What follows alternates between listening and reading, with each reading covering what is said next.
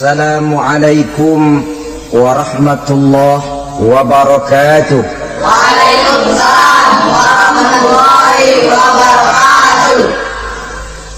Alhamdulillah wassalatu wassalamu ala sayyidina Rasulillah sayyidina wa maulana Muhammad ibn Abdullah wa ala alihi wa sahbihi wa mawalah. La haula wa la quwwata illa billah, amma ba'du. Bapak-bapak, ibu-ibu, saudara-saudara kaum muslimin rahimakumullah. Rumah tangga bahagia menurut agama kita. Sebagaimana yang sama kita maklum bahwa manusia hidup memerlukan idola, memerlukan figur-figur yang akan dijadikan contoh di dalam kehidupannya. Sifat ini dinamakan hubbut taklid atau kecenderungan untuk meniru, dan nampak lebih menonjol pada kehidupan anak-anak remaja atau para pemuda. Siapa yang menjadi idolanya, siapa yang menjadi sentral figur dalam kehidupannya, itulah yang akan dijadikannya sebagai contoh. Kalau idolanya adalah Mick Jagger misalnya, maka tentu yang akan dicontohnya adalah Mick Jagger. Mulai gaya rambutnya, gaya pakaiannya, sampai kepada gaya jalan dan hidupnya. Soal pantas atau tidak pantas urusan nomor 16. Yang penting nyontoh dulu. Inilah kecenderungan daripada manusia. Bagi kita umat Islam, contoh ideal, figur sentral yang sepatutnya jadi idola tidak lain adalah junjungan kita Nabi besar Muhammad sallallahu alaihi wasallam. Beliau menjadi contoh dan panutan oleh karena kepribadiannya yang kompleks. Sejak dari seorang pemimpin negara yang adil sampai kepada seorang jenderal yang gagah berani di medan perang, sampai kepada seorang diplomat yang ulung, pedagang yang jujur, suami yang bertanggung jawab, ayah yang penuh kasih sayang dengan anak-anaknya, dan di dalam keseluruhannya beliau merupakan uswatun hasanah. Termasuk dalam membina rumah tangga bahagia, contoh kita tidak lain adalah rumah tangga beliau. Bagaimana sih rumah tangga Nabi kita itu? Beliau berkata dalam dua kalimat yang singkat tapi punya pengertian yang sangat luas dan dalam tentang rumah tangganya. Beliau mengatakan, baiti jannati, rumah tanggaku adalah sorga bagiku. Satu cerminan yang merupakan refleksi dari keadaan yang membawa kebahagiaan. Padahal sepanjang sejarah yang kita baca, rumah beliau kecil saja. Sarapan pagi pun cuma seteguk air zam-zam, sepotong roti, kadang-kadang sebutir kurma. Tidurnya di atas kain kasar yang separuh jadi selimut, separuh jadi alas tidur. Tetapi di tengah kondisi yang semacam itu, beliau sanggup berkata, baiti jannati, rumah tanggaku adalah surga bagiku. Kenapa kita yang hidup di zaman sekarang, di mana fasilitas sesungguhnya serba lebih menunjang untuk berkata semacam itu, malah kita berkata sebaliknya, baiti nari, rumahku adalah laksana neraka bagiku. Padahal kalau dilihat, rumahnya pun kadang-kadang bertingkat, kendaraan serba berkilat, uang banyak berlipat-lipat, istri pun tak kurang cantik memikat, kadang-kadang jumlahnya 4. Tapi tiap hari kiamat tidak ada ketenangan dan ketentraman di rumah tangga. Saudara hadirin kaum muslimin rahimakumullah, mengapa Rasul sampai mengatakan baiti jannati, rumahku adalah laksana surga bagiku? Inilah pokok pembicaraan kita pada pertemuan kali ini. Sebagaimana yang kita maklum bahwa nikah dalam pandangan Islam bukan hanya sekedar untuk memenuhi kebutuhan biologis manusiawi, tidak hanya sekedar untuk memperkembangbiakkan keturunan, dan juga tidak pula untuk memperturutkan hawa nafsu. Lebih daripada sekedar itu, nikah dalam pandangan Islam merupakan ibadah. Oleh karena ibadah, maka seluruh tujuan ibadah, apakah dia bernama solat, apakah dia bernama puasa, zakat, sodako, haji dan lain sebagainya, seluruh daripada tujuan ibadah, target utamanya adalah mardhatillah atau keridhaan daripada Allah Subhanahu wa ta'ala. Kalau nikah itu ibadah, maka sesungguhnya tujuan utama dari pelaksanaan suatu pernikahan tidak lain hanya untuk mencari keridhaan dari Allah Subhanahu wa ta'ala. Bukankah kalau kita tanya tiap orang yang melakukan nikah, kenapa sih kamu nikah dengan dia? Jawabannya bisa macam-macam. Yang umum, karena saya cinta dia. Ada yang berkata, karena saya ingin mendapat ketenangan hidup. Ada yang bilang, karena saya ingin hidup teratur. Ada yang mengakui, karena saya ingin dapat keturunan dan lain sebagainya. Tetapi sesungguhnya menurut ajaran agama, kalau nikah merupakan ibadah, jawaban intinya ialah saya melakukan nikah untuk mencari keridhaan dari Allah Subhanahu wa ta'ala. Ini konsekuensinya kalau nikah merupakan bagian daripada ibadah. Rumah tangga yang didirikan atas dasar mencari keridhaan Allah, maka akan diwarnai oleh nilai-nilai luhur daripada ajaran agama. Tanpa harta orang memang sulit untuk bahagia, tapi harta bukan jaminan orang lalu akan bahagia. Harta pada suatu saat akan berakhir, kecantikan akan berkurang, pangkat dan jabatan akan sampai kepada batasnya. Tetapi agama, keyakinan, nilai-nilai iman, itulah pegangan kita yang kekal dan abadi. Sebab itu dalam surah Ar-Rum ayat ke-21 Allah Subhanahu wa ta'ala menjelaskan, wa min ayatihi an khalaqalakum min anfusikum azwajan litaskunu ilaiha wa ja'ala bainakum mawaddatan wa rahmah. Dan di antara tanda-tanda kebesaran Allah, dijadikannya bagimu istri-istrimu dari diri kamu sendiri, litaskunu ilaiha, agar kamu bisa hidup tenang bersamanya, wa ja'ala bainakum mawaddatan wa rahmah, dan dijadikannya di antara kamu rasa cinta dan kasih sayang. Umumnya pernikahan terjadi karena mawaddatan warahmah ini, cinta dan kasih sayang. Atas dua dasar itulah rumah tangga didirikan orang. Atas dasar itulah seorang laki-laki dan seorang perempuan memadu janji untuk membagi suka dan duka dalam hidup ini secara bersama-sama. Namun kalau kita renungi ayat ini, Allah tidak hanya menjadikan cinta, tapi Allah juga menjadikan kasih sayang. Apa bedanya cinta dan kasih sayang? Apa bedanya mawaddatan warahmah ini? Saudara, mawaddah yang artinya cinta, itu sasarannya biasanya adalah jasmani, kecenderungan biologis. Itu akan berakhir. Orang yang mendirikan rumah tangga cuma karena kecenderungan biologis, cuma karena rasa cinta semata-mata, cinta biasanya terkait kepada keindahan. Betul apa benar?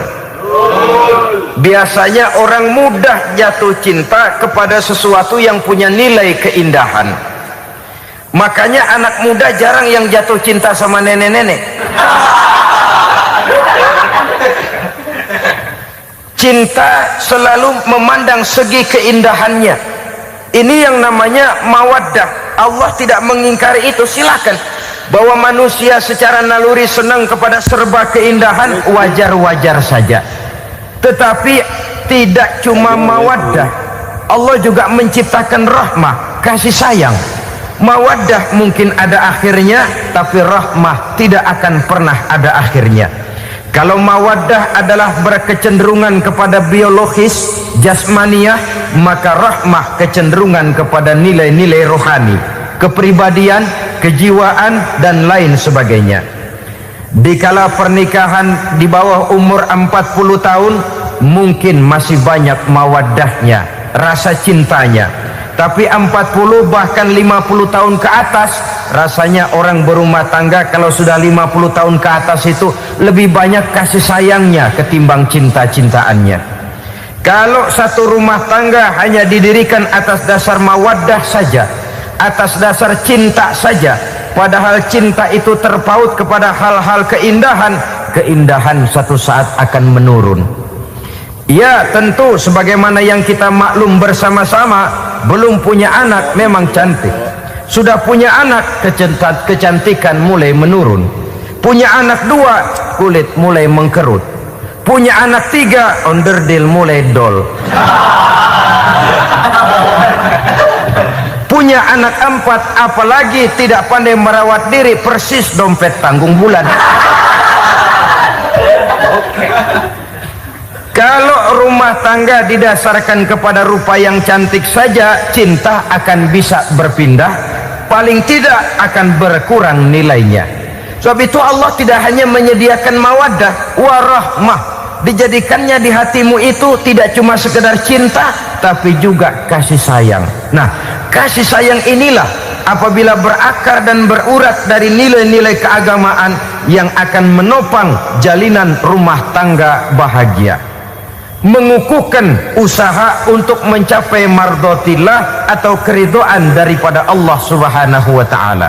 Dengan demikian berumah tangga bukan tujuan. Ini kalau kita lihat dari segi agama, berumah tangga cuma alat untuk mencapai mardhatillah, keridhaan daripada Allah. Seorang suami yang pergi pagi pulang sore peras keringat banting tulang mencari nafkah untuk menghidupi keluarganya, kalau niatnya untuk mardhatillah maka pergi usahanya adalah ibadah. Sementara si suami pergi berusaha, istri di rumah mendoakan suaminya, itu juga merupakan bagian daripada ibadah. Marilah kita biasakan membina satu rumah tangga untuk mencapai keridhaan daripada Allah Subhanahu wa taala. Ini motif dasarnya. Karena itu Rasul Anas bin Malik pernah bercerita, bertahun-tahun saya membantu di rumah tangga Rasul. Selama tahun-tahun yang panjang saya membantu di rumah tangga beliau itu, kata Anas bin Malik, belum pernah kok saya mendengar kata-kata kasar, keras, membentak-bentak. Belum pernah saya melihat ada piring terbang, sandal melayang, ada penggorengan nitir di atas. Belum pernah, padahal tahun-tahun yang panjang sudah saya lalui. Itu rumah tangga Rasul. Istrinya lebih dari 1 tapi tenang, ayem, adem. Walaupun gosip selalu ada. Ini loh ya, namanya hidup berumah tangga. Jangankan rumah tangga kita manusia biasa, rumah tangga Rasul pun tidak luput dari gosip yang kita kenal dengan hadisul ifki itu. Itu sampai tercatat dalam sejarah. Tetapi yang jelas dengan istri yang lebih dari 1, rumah tangganya tenang, tentram, adem. Kita di rumah tangga istri 1, seminggu 7 hari, berantemnya 6 hari. Cuma 1 hari gencatan senjata. Saudara hadirin yang saya muliakan, kalau tujuan rumah tangga adalah mardhatillah, apa ciri dari suami istri yang menegakkan rumah tangga untuk mencapai ridho Allah itu? Pertama, sepasang suami istri yang membina rumah tangga semata-mata untuk mencapai keridhaan Allah, cirinya yang pertama, bersyukur apabila beroleh nikmat. Ini ciri yang pertama. Bersyukur kepada Allah, kepada sesama berterima kasih. Suami berterima kasih kepada istri, bertahun-tahun didampingi hidupnya, dicucinya pakaiannya, dimasaknya makanannya, tidak istri mengeluh walau hidup lebih banyak kurangnya daripada cukupnya. Suami pandai berterima kasih kepada istrinya, sementara istri pun bisa berterima kasih kepada suaminya. Bertahun-tahun suami peras keringat banting tulang mencari nafkah, menjadi palang dada terdepan apabila ada masalah-masalah yang besar. Kedua-duanya lalu punya timbangan. Nah inilah ya, saya pesan kepada suami, kepada para suami, kepada para istri, supaya di rumah ada timbangan. Perlunya apa? Kalau pada satu saat istri kita salah, suami cepat-cepat ambil timbangan, lalu ditimbang mana yang lebih berat, salahnya atau dosanya, benarnya atau kesalahannya. Ini istri saya jasanya begini, lalu jasanya begini, salahnya ini, mana yang lebih besar, jasanya atau salahnya? Dengan adanya timbangan, maka keputusan akan objektif. Tapi kalau timbangannya emosi, salah sedikit saja sudah main bentak, main usir, akhirnya keputusan akan mendatangkan kerugian. Sebaliknya, kalau suami yang salah, istri ambil timbangan, ditimbang mana lebih besar, jasanya atau salahnya. Jangan sampai nanti terjadi pepatah, panas setahun habis dihapus oleh hujan satu hari. Jasa istri yang puluhan tahun hapus oleh kesalahannya yang sedikit, atau jasa suami yang bertahun-tahun hapus oleh kesalahannya yang sebenarnya tidak seberapa. Akibat apa itu terjadi? Karena tidak adanya timbangan. Dari rasa bersyukur dan dari rasa berterima kasih ini, saudara-saudara, akan timbullah sifat saling menghargai. Suami menghargai istri, istri pun menghargai suami. Istiqomah, dikasih uang 5.000 senyum, dikasih uang 500 senyum. Itu namanya istri yang pandai bersyukur. Kalau tidak, 5.000 nyengir, 500 manyun. Tahu manyun?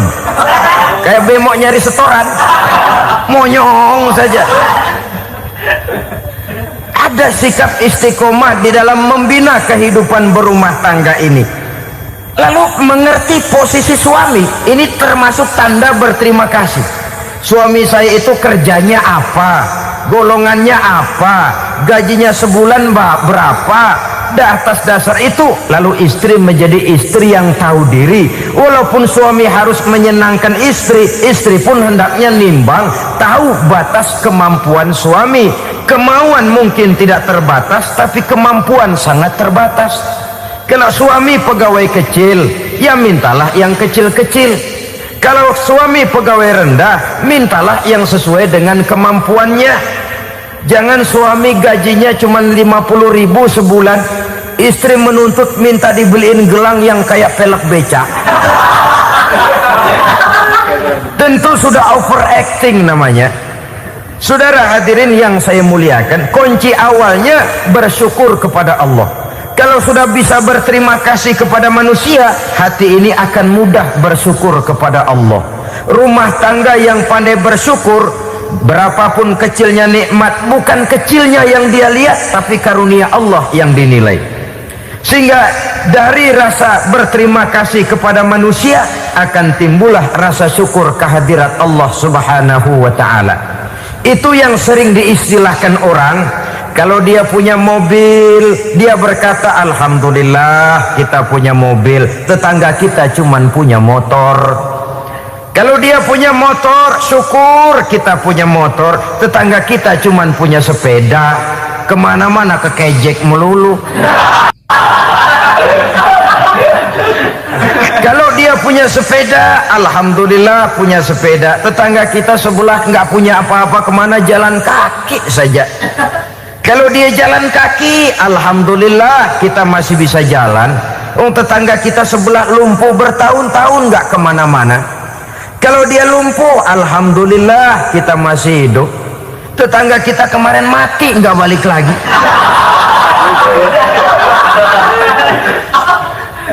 Lalu akan timbul rasa syukur.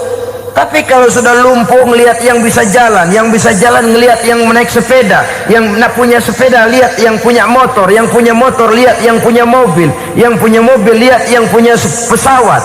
Kapanlah kita ini pandai bersyukur?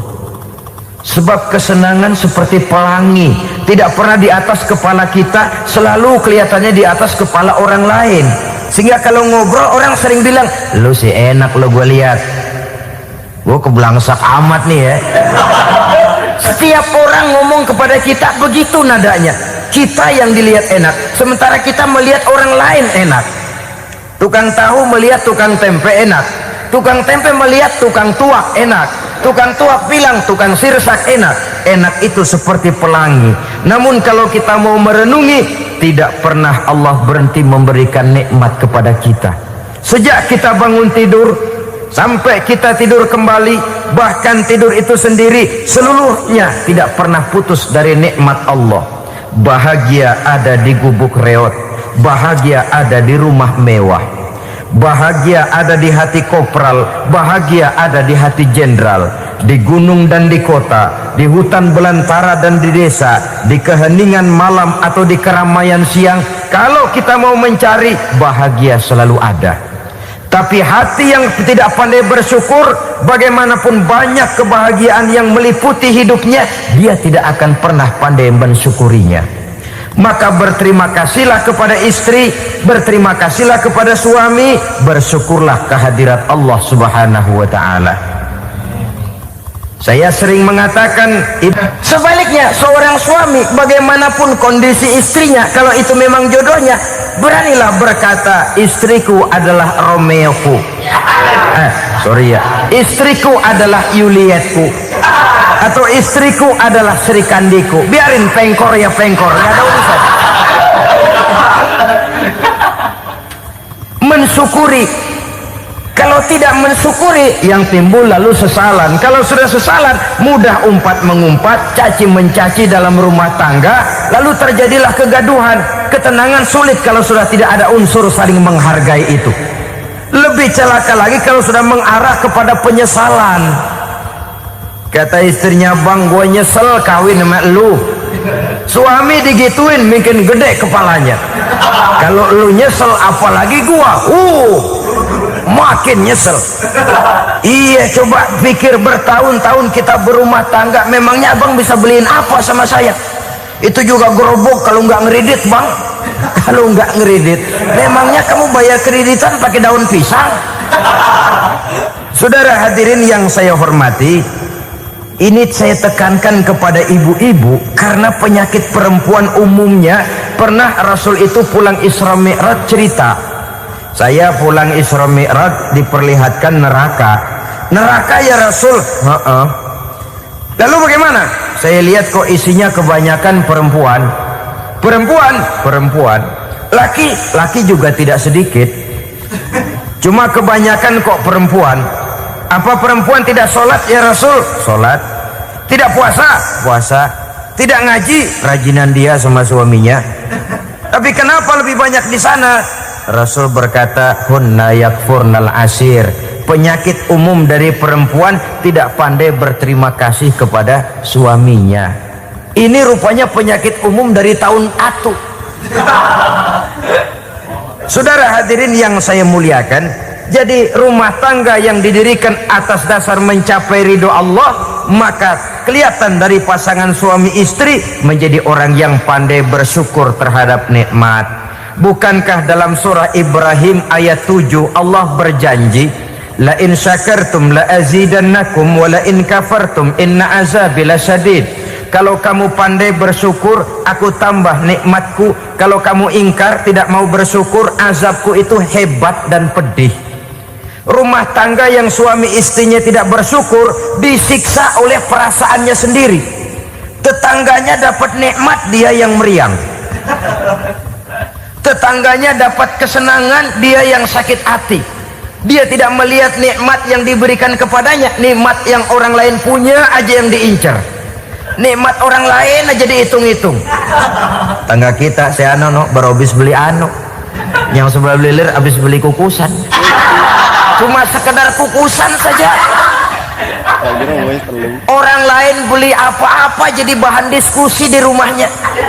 Orang lain saja yang diusut. Timbul dendam kesumatnya, timbul hasutnya. Dia tidak bersyukur dengan nikmat yang ada dalam rumah tangganya.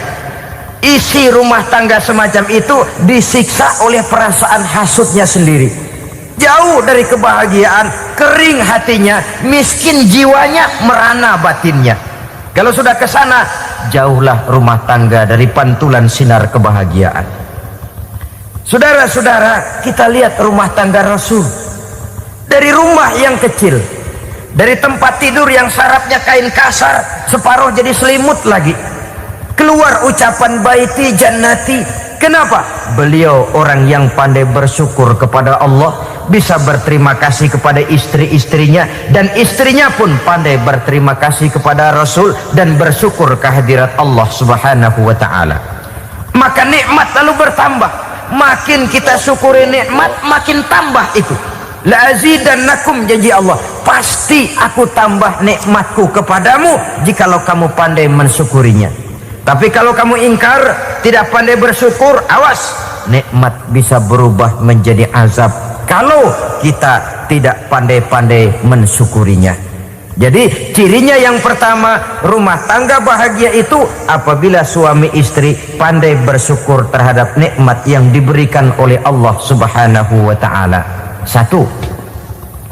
Cirinya yang kedua, rumah tangga yang berdasarkan untuk mardotillah, mencapai keredoan Allah, sabar apabila mendapat cobaan. Namanya orang berumah tangga itu persis berlayar di lautan. Suami istri adalah dua orang yang memegang kemudi. Kalau berlayar ombak tenang, angin bertiup sepoi-sepoi basah, lalu bila malam datang bulan bersinar, bintang gemintang gemerlapan, berlayar memang nikmat. Tapi satu saat angin puting beliung bertiup, gelombang menggunung, halilintar menyambar, kemudian petir berkilat. Kalau pada saat itu suami mau ngalor, istri mau ngidul, alamat perahu patah di tengah jalan, kandas di lautan sebelum sampai ke pantai yang akan ditujunya. Oleh karenanya perlu kekompakan. Maka sejak awal seharusnya dalam akan membina rumah tangga yang bahagia itu lebih baik bicara yang pahit-pahit saja, supaya terjadi kesamaan langkah apabila menghadapi kesulitan dan cobaan. Sabar apabila mendapat cobaan. Rumah tangga seperti kapal di lautan tadi tidak akan sunyi dari hantaman gelombang, tidak akan sepi dari tiupan angin topan, dari kilatan petir, dari sambaran halilintar. Baik suami, baik istri harus sabar menghadapi kesulitan. Kadang kesulitan dari segi ekonomi, kadang kesulitan dari segi mengarahkan dan mendidik anak-anak, kadang kesulitan karena banyak orang yang hasut dengan kita, kadang kesulitan berbagai macam lah yang menyebabkan kesulitan.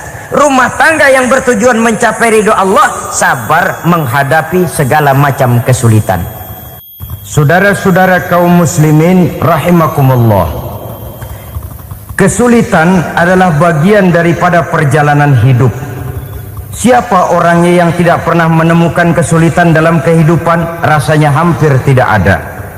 Dan memang kesulitan bukan untuk ditakuti, kesulitan justru untuk diatasi, dicarikan jalan keluarnya. Begitulah suami istri yang bertujuan mencari ridho Allah. Manakala suami berada dalam kesulitan, istri mencarikan jalan keluar atau berusaha memberikan jalan keluar.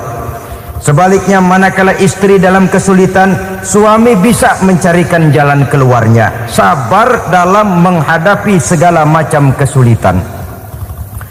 Dalam surah Luqman ayat 17, Allah Subhanahu wa ta'ala berfirman, "Wasbir ala ma asabak, inna dzalika min azmil umur."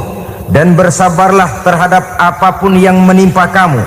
Bersabarlah terhadap segala kesulitan yang kamu hadapi, karena sesungguhnya yang demikian itu merupakan sebagian dari perkara-perkara yang telah ditetapkan oleh Allah Subhanahu wa ta'ala. Saudara-saudara kaum muslimin yang berbahagia, kunci sabar sesungguhnya terletak pada keyakinan bahwa segala sesuatu berasal dari Allah dan segalanya akan kembali kepada Allah Subhanahu wa ta'ala. Rumah tangga yang sabar di dalam menghadapi kesulitan-kesulitan biasanya akan lebih mudah mencari jalan keluar. Tapi kalau sedikit kesulitan datang, kita tertimpa oleh kepanikan, oleh kegelisahan, dan oleh ketakutan yang tidak beralasan, maka kesulitan itu bukan saja tidak dapat diatasi, malah rasanya akan menjadi semakin besar di dalam kehidupan kita. Tidak ada rumah tangga yang tidak pernah berhadapan dengan kesulitan, bagaimanapun besarnya rumah tangga itu. Itulah sebabnya kita memerlukan orang lain. Hidup berumah tangga itu seperti orang punya mata. Kalau mata kita kelilipan, kalau mata orang lain kelilipan, gampang kita tiup. Tapi kalau mata kita sendiri yang kena kelilipan, tentu kita memerlukan orang lain untuk meniupnya. Oleh karenanya, suami istri harus saling mencarikan jalan keluarnya. Walaupun kerjanya berbeda, suaminya pergi mencari nafkah, istrinya berdoa di rumah. Kalau perlu melakukan sholat duha, mendoakan agar usaha suaminya dimudahkan, dan begitu selanjutnya. Sehingga dengan adanya kebersamaan, walaupun tidak selalu bersama-sama, maka masing-masing melaksanakan tugas dengan tenang dan merasa yang satu berbuat untuk kepentingan yang lain. Inilah cirinya yang kedua, sabar bila mendapat dan berhadapan dengan segala macam kesulitan. Kadang orang mendapat kesulitan itu berkeluh kesah. Bukan berkeluh kesah, tapi mencari jalan keluar dan mengambil hikmah yang ada di dalamnya apa. Karena bukan kemudahan, kesulitan yang membuat orang dewasa.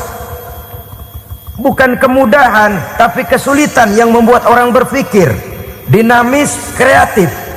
Kalau seluruh jalan yang kita tempuh mudah saja, gampang saja, rasanya monoton kita ini.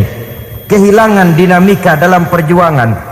Kesulitan yang membuat orang matang, kesulitan yang menempa kepribadian untuk lebih dewasa menghadapi bahtera kehidupan, membuat pandangan makin arif, wawasan makin luas, dan analisa semakin tajam. Sama saja dalam hidup. Sesungguhnya pujian sering menjadi racun, dan caci maki kalau kita tanggapi secara positif sering membuat kita makin dewasa. Jarang orang berpikir kalau dipuji, tapi baru dia merenung dan mencari diri setelah dicaci maki dan dikritik habis-habisan. Walaupun watak umum manusia senang dipuji, marah kalau dicaci maki. Biasanya kalau ketemu cewek cakep, kita bilang, kamu cakep deh. Dia paling bilang, ah abang bisa aja. Walaupun dia bilang, ah abang bisa aja, hidungnya mah tetap mekar. Senang kalau dipuji, itu kecenderungan manusia. Marah kalau dicaci maki, marah kalau dikritik. Tapi sesungguhnya pujian sering jadi racun, caci maki sering jadi obat. Orang takut minum obat karena pahitnya, padahal efeknya itu akan lebih memberikan kesehatan kepadanya. Orang takut menghadapi kritik, orang takut dan tidak ingin dicaci maki, padahal itulah yang sesungguhnya menjadi cambuk kalau tidak dia salah tanggap, menjadi sugesti yang mendorong dia lebih maju lagi. Karena memang bukan pujian, tapi caci maki dan kritik yang membuat kita makin berpikir tajam. Jadi rumah tangga yang berhadapan dengan kesulitan demi kesulitan, biasanya kalau ditanggapi dengan sabar akan makin mengokohkan fondasi rumah tangga itu sendiri. Tapi kalau kesulitan dihadapi dengan tidak sabar, lalu mencari jalan pintas, kesulitan ekonomi, kebetulan istrinya cakep, istrinya disuruh ngojek. Dah lu ngojek aja deh, gua nungguin setoran dah. Suami tapak di rumah. Saudara hadirin yang saya muliakan, buat sepintas memang mendatangkan materi itu, mengatasi kesulitan ekonomi, tapi apakah bahagia? Walaupun rumah bisa jadi besar, perabotan bisa serba lebih lengkap dan ada, tapi apakah semuanya mendatangkan bahagia? Sementara suami kehilangan rasa cemburunya, dan dalam agama itu disebut dayus. Dayus, suami yang tidak punya rasa cemburu kepada istrinya. Dan orang dayus kayak begitu haram mendapat bau sorga. Bau sorga saja tidak dapat, apalagi masuk ke dalamnya. Ya tapi juga jangan lantas mentang-mentang harus cemburu sama istri, overacting. Suaminya nawar sayuran, laki pulang ngomel, lu pacaran ya sama tukang sayur. Itu juga over, saudara-saudara. Kesulitan ekonomi diatasi dengan sabar. Sabar dalam arti berusaha dengan tidak mengambil jalan pintas, berusaha tetap berada di jalan yang diridhoi oleh Allah. Ini yang jadi problema ini rumah tangga sekarang ini, kesulitan ekonomi, di mana lapangan kerja sulit, di mana persaingan hidup tajam, sedangkan kita hidup ingin seperti orang lain. Kita mudah gelap mata, mudah picik pandangan, mudah sulit pertimbangan, lalu mengambil jalan pintas. Kadang menjual akidah, menjual keimanan. Kebetulan penderingan kering, ada yang nawarin beras 3 liter sama supermi 2 bungkus. Hari Minggu diajak ke gereja mau. Itu iman kena beras 3 liter telap. Kesulitan ekonomi, saudara-saudara, sehingga Imam Ali pernah berkata, kadal fakru ayyakuna kufron. Kemiskinan memang mudah membawa orang kepada kekafiran, kepada perbuatan-perbuatan yang bisa mengundang kekafiran. Oleh karena itu dalam tamsil lain beliau berkata, kalau ada ular dan ada kemiskinan, kemiskinan yang saya getok lebih dulu, kemiskinan yang saya bunuh lebih dahulu. Karena kemiskinan mudah membawa orang kepada kekufuran. Bagaimanapun sulitnya ekonomi yang dihadapi dalam rumah tangga, percayalah satu saat jalan keluarnya mesti ada. Mesti ada. Jangan sampai mengambil jalan pintas yang membuat kita keluar dari jalan yang ditinjau dari segi kemasyarakatan pun mendatangkan aib, ditinjau dari kehormatan berkeluarga pun mendatangkan nista, ditinjau dari segi ekonomi pun barangkali tidak akan mendatangkan kelimpahan materi. Jalan pintas pada umumnya, saudara-saudara, hanya memberikan kenikmatan yang sekejap. Dan apalah itu artinya kalau harus mengorbankan kesenangan yang abadi dan kekal. Kadang-kadang mengorbankan anaknya sendiri, anaknya dikomersilkan. Pokoknya siapa yang nyamper lu berangkat aja dah. Asal pulang nenteng pisang sama jeruk sebongsang, orang tua udah anteng aja udah. Saudara hadirin yang saya muliakan, setiap kita selalu berhadapan dengan kesulitan. Karena itu rumah tangga yang bertujuan mencapai mardhatillah, mereka sabar dalam menghadapi kesulitan. Tidak ada beras, puasa saja, puasa sunnah, puasa sunnah. Lapar tapi ada pahalanya, daripada tidak puasa lalu ngegerundel. Brengsek Tuhan, gue sembahyang melulu lapar juga. Sudah lapar tidak berpahala. Bukankah Rasulullah sendiri kalau pulang ke rumah Aisyah lalu berkata, ya Humairah, ada makanan hari ini? Ada makanan yang enggak ada bang. Alhamdulillah, kalau begitu saya puasa. Pulang dari mana-mana perut lapar, mau makan tidak ada makanan, bukan marah, bukan ngamuk, puasa. Maka boleh puasa sunnah, niatnya udah siang, jam 10, jam 11, asal dari pagi belum makan apa-apa. Niatnya jam 10, sah, dengan catatan dari pagi belum makan apa-apa. Jangan sudah sepiring setengah baru niat, itu lain. Itu ngojek namanya itu. Pengertian dalam kesulitan.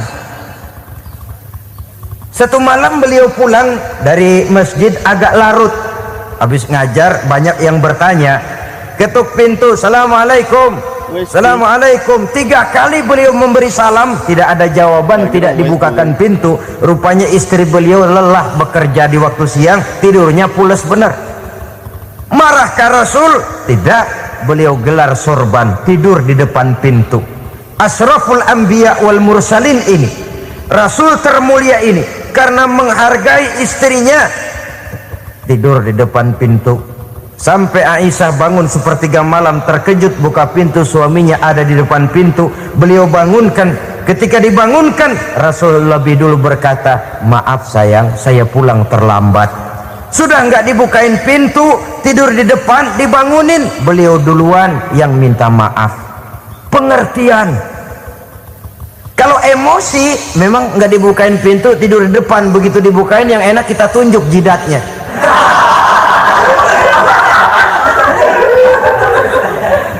Saudara hadirin yang saya muliakan, kesulitan di dalam kehidupan merupakan bagian daripada kehidupan. Bukan untuk ditakuti, tapi untuk diatasi.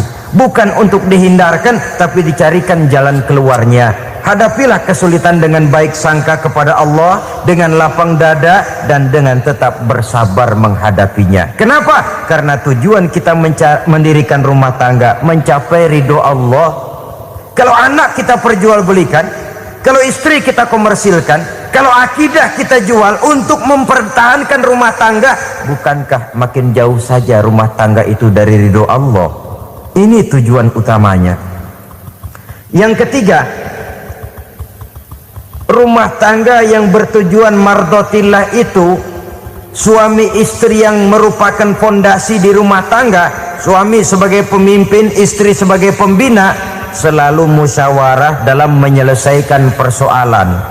Walaupun istri ditakdirkan sebagai pemimpin dan suami sebagai pemimpin dan istri yang dipimpin, tapi agama menganjurkan musyawarah. Jangan mentang-mentang istri nyari duit, suami nyari duit, lalu menteleng. Segalanya mau diktator, segalanya mau sendiri. Rumah tangga yang bertujuan mencapai ridho Allah selalu didirikan atas dasar musyawarah. Sehingga apabila sesuatu itu dihasilkan dari suasana musyawarah, tidak akan melahirkan penyesalan di belakang hari. Kalau tidak berjalan menurut seleranya masing-masing, belakangan timbul penyesalan, akhirnya main salah menyalahkan.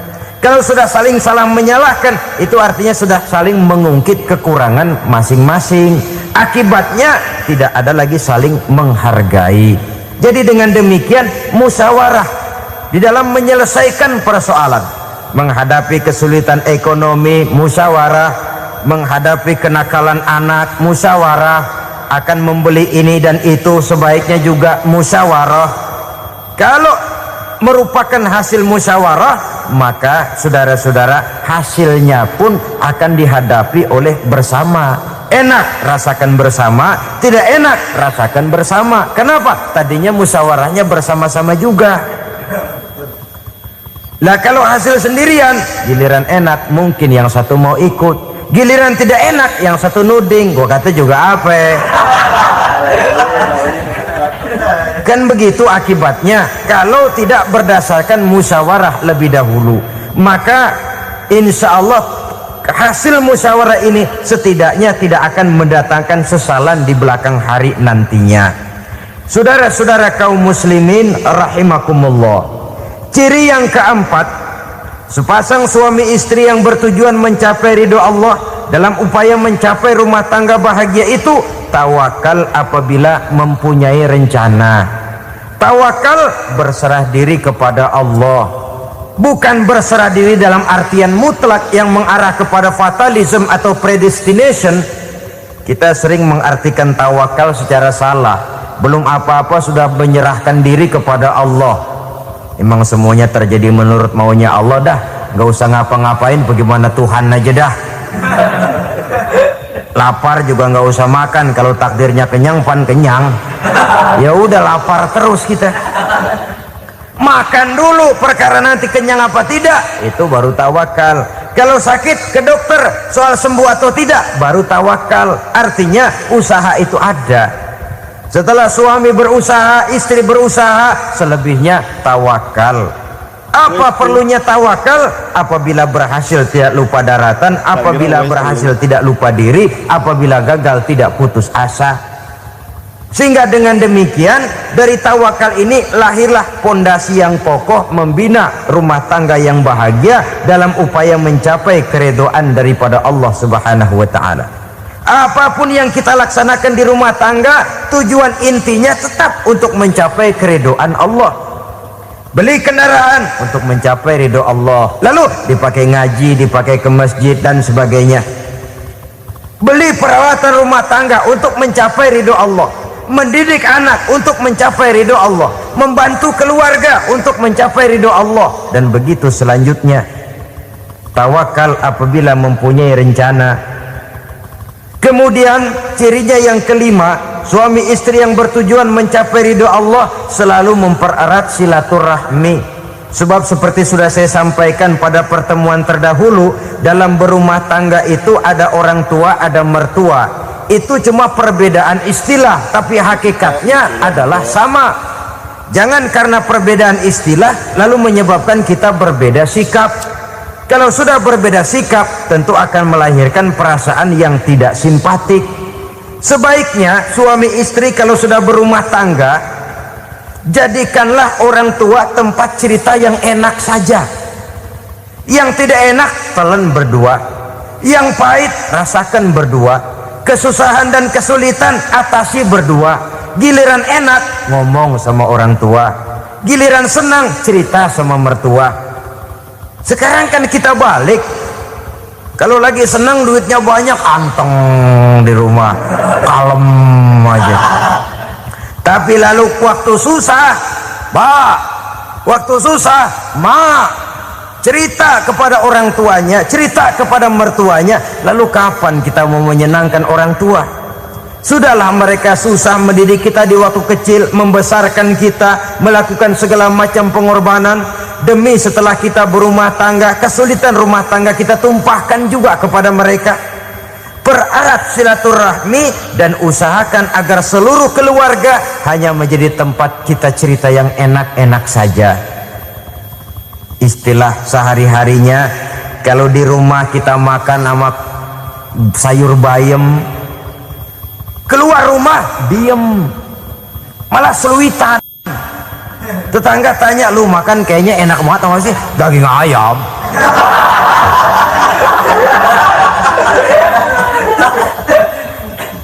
Lalu tetangga kan akan berbisik, itu makannya tuh orang enak bener ya, rumah tangganya tiap hari makan sama daging ayam. Biarlah paling kurang itu jadi doa, daripada kita makan sama kangkung lalu ribut ngomel di mana-mana. Gua kesel banget sama bini gua. Di warung ceritanya lagi. Kenapa? Saban sari gue direbusin kangkung mulu. Brengsek. Di warung cerita ada RT, ada RW. Gara-gara makan sama kangkung se-RT tahu. Akhirnya mungkin kalau kita berangkat orang hitung dari jauh. Lihat, kangkung liwat gitu.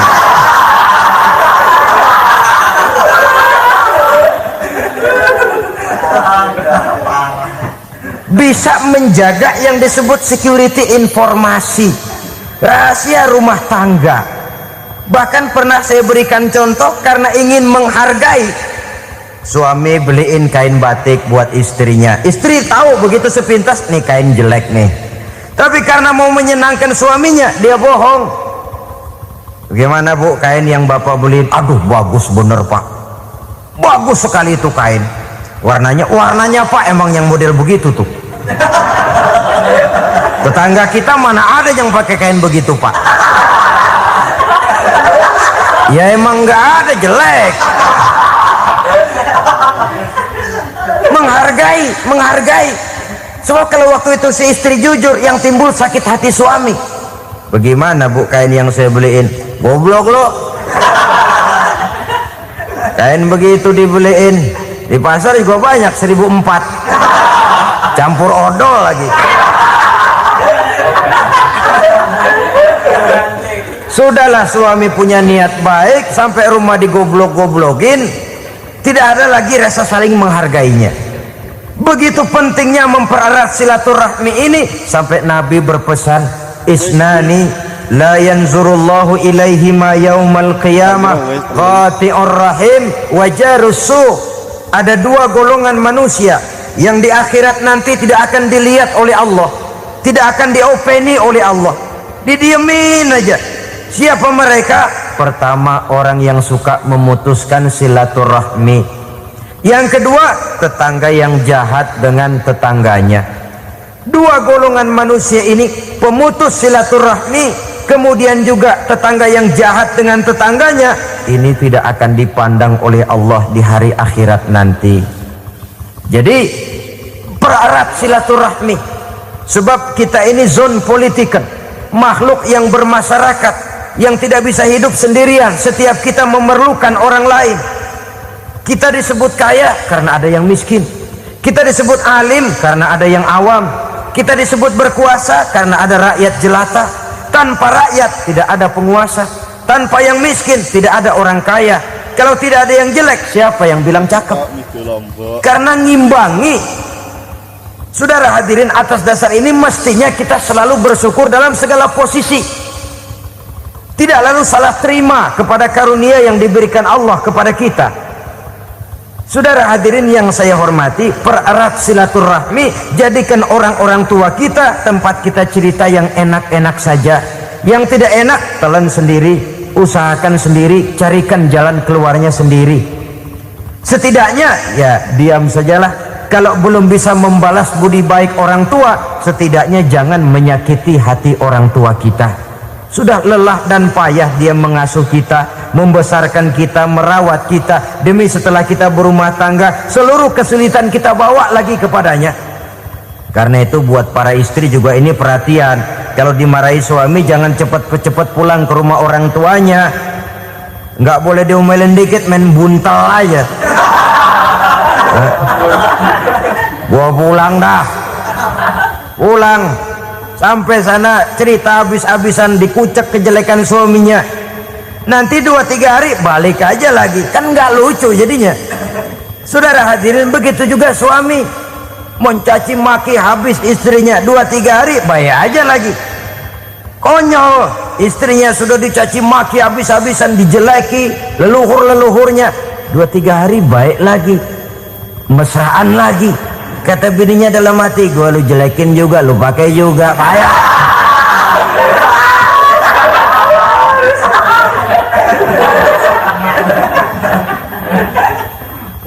Saudara hadirin yang saya muliakan, itulah sebabnya pada awal tadi saya katakan perlunya kita mempunyai timbangan baik sebagai suami maupun sebagai istri. Nah, dari mempererat silaturahmi ini akan terjalin rasa kekeluargaan. Maka tradisi arisan keluarga itu bagus sesungguhnya untuk mempererat silaturahmi. Cuma celakanya bukan silaturahmi yang jadi tujuan, arisannya itu yang jadi tujuan. Akibatnya apa? Kalau belum narik mah semangat banget datang dah. Begitu udah narik aja udahan. Itu celakanya. Akhirnya silaturahminya jadi nomor 2, arisan semata-mata yang menjadi tujuan. Sesungguhnya itu bagus untuk mempererat silaturahmi. Karena kalau kita dengan kita sesama saudara sudah tidak saling mau mengenal, bagaimana dengan anak-anak kita? Bagaimana dengan cucu-cucu kita? 2-3 generasi yang akan datang tentu akan lebih saling tidak mengenal lagi. Baiklah ya, yang keenam, suami istri yang bertujuan untuk mencapai keridhaan Allah itu selalu berusaha tolong menolong di dalam kebajikan. Sebab Allah pesankan itu di dalam Al-Maidah ayat 6, wa ta'awanu 'alal birri wat taqwa wa la ta'awanu 'alal itsmi wal 'udwan. Bertolong-tolonganlah kamu di dalam kebaikan, di dalam bertakwa kepada Allah. Jangan bertolong-tolongan di dalam maksiat, di dalam dosa, dan di dalam usaha yang menimbulkan permusuhan. Kalau suami marah kepada seseorang, istri jangan ngipasin. Oh bang, yang begitu mah dibayain tuman. Bu, udah habisin aja dah. anak-anaknya marahin sekalian, ngipasin. Istri kesel sama tetangganya, suami ngipasin. Emang tuh tetangga kita, hahu, habis orang dikipasin. Ta'awanu 'alal birri wat taqwa, bertolong-tolonganlah di dalam kebaikan. Istri malas ngaji, suami mendorong, memberikan sugesti. Suami malas berusaha, istri memberikan sugesti. Saling tolong menolong di dalam kebaikan dan takwa, dan jangan tolong menolong dalam dosa dan permusuhan. Kata suami, Bu, daripada kita melarat terus hidup, kita piara tuyul yuk. Kata istrinya, nah ini sudah menyimpang bang, bersabarlah, bagaimanapun insya Allah kita tidak akan mati kelaparan. Piara tuyul itu nanti jadi pindah akidah, merusak iman, berteman dengan setan. Apalah artinya kekayaan dan kesenangan sebentar kalau harus mengorbankan kekayaan dan kesenangan yang abadi.